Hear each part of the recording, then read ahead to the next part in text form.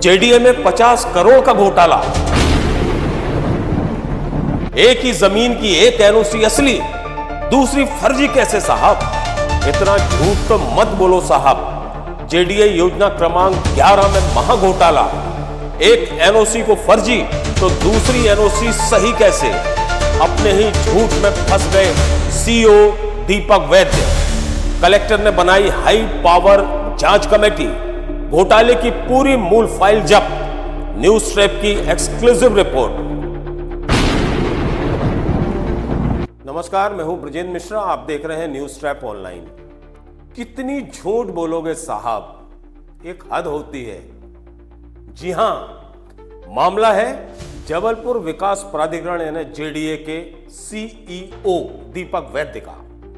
ये वो सीईओ है जो फंसने के बाद या फंसने के जब चांसेस ज्यादा बढ़ जाते हैं तो झूठ बोलने लगते हैं। हमने 50 करोड़ की जमीन के घोटाले का पर्दाफाश किया, उस मामले की जांच चल रही है। डिविजनल कमिश्नर अभय वर्मा जी ने जांच के आदेश दिए। कलेक्टर दीपक सक्सेना उस पूरे मामले की जांच कर रहे हैं। उस पूरे घटनाक्रम की जो मूल फाइल है वो जब्त कर ली गई है कलेक्टर द्वारा।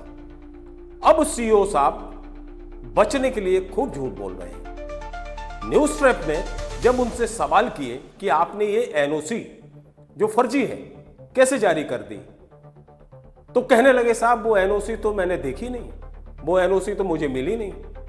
जबकि सच्चाई ये है कि वो एनओसी न्यूज ट्रैप ने उनके चैम्बर में उन्हें दिखाई थी और उसके बाद उनसे सवाल पूछे थे। लेकिन झूठ बोलना है तो बोलना है। फिलहाल सीईओ साहब कितना भी झूठ बोल लें, लेकिन सच को आंच नहीं। जो सच है वो सामने आएगा। क्योंकि यदि ये मान लिया जाए कि ये एनओसी फर्जी है, तो पहला सवाल ये है कि फिर आपने उसमें पुलिस में एफआईआर क्यों नहीं दर्ज कराई? और यदि ये एनओसी फर्जी है तो फिर उसी जमीन की, उसी भूखंड की, उसी खसरे नंबर की दूसरी जमीन की एनओसी कैसे सही हो गई, कैसे असली हो गई? एक ही जमीन की दो एनओसी जारी, एक एनओसी को आप कहोगे कि ये फर्जी है, गलत है, तो फिर साहब आपने दूसरी एनओसी उसी जमीन की, उससे लगी हुई जमीन की, उसी खसरे वाली जमीन की कैसे जारी कर दी? आइए दिखाते हैं हम ये स्पेशल रिपोर्ट। ये है जेडीए के सीईओ दीपक वैद्य जो झूठ बोलते हैं। झूठ भी किसी और से नहीं, मीडिया से, न्यूज ट्रैप से। दरअसल न्यूज ट्रैप ने सीईओ साहब की मेहरबानी से हुए योजना क्रमांक 11 में 50 करोड़ के घपले को उजागर किया। इसमें जेडीए ने जो एनओसी जारी की वो पहले दबे पांव जारी हो गई और वो असली बताई जा रही थी। लेकिन जैसे ही न्यूज ट्रैप ने इसकी पोल पट्टी खोली, इसकी फाइल जेडीए में खंगाली, तो यही एनओसी लापता हो गई, कहीं उसका अता पता नहीं था। तो फिर ये एनओसी किसने जारी की, ये बड़ा सवाल पैदा हुआ। सीईओ साहब कहने लगे कि ये एनओसी फर्जी है। हमारा सवाल था कि यदि एनओसी फर्जी है तो आपने एफआईआर क्यों नहीं की? बस क्या था, सीईओ साहब झूठ के रास्ते चल पड़े। कहने लगे हमने तो एनओसी देखी ही नहीं। वाह सीईओ साहब वाह, एनओसी हमने दिखाई, जवाब आपने दिया और उसके बाद आप कहने लगे कि हमने तो एनओसी देखी ही नहीं।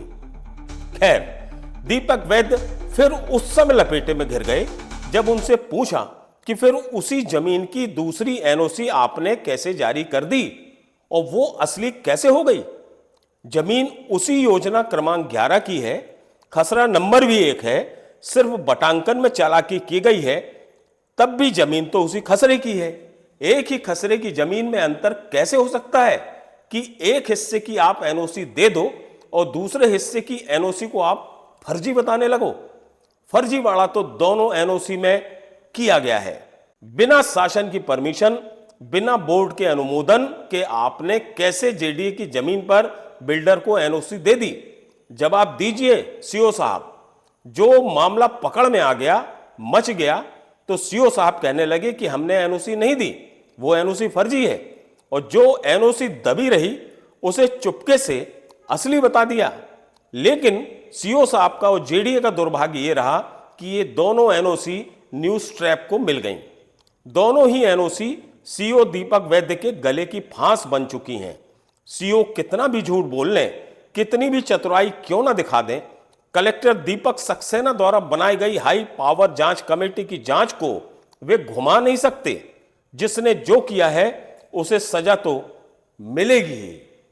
फिलहाल जेडीए का यह महाघोटाला पूरे शहर में और पूरे मध्य प्रदेश में चर्चित है और यह माना जा रहा है कि इसमें दूध का दूध और पानी का पानी होगा। जिस भी सरकारी अधिकारी ने गलत काम किया है उसको सजा जरूर मिलेगी, क्योंकि कलेक्टर जबलपुर दीपक सक्सेना इस पूरे मामले की मॉनिटरिंग कर रहे हैं और उन्होंने 3 सदस्यीय हाई पावर कमेटी भी बना दी है।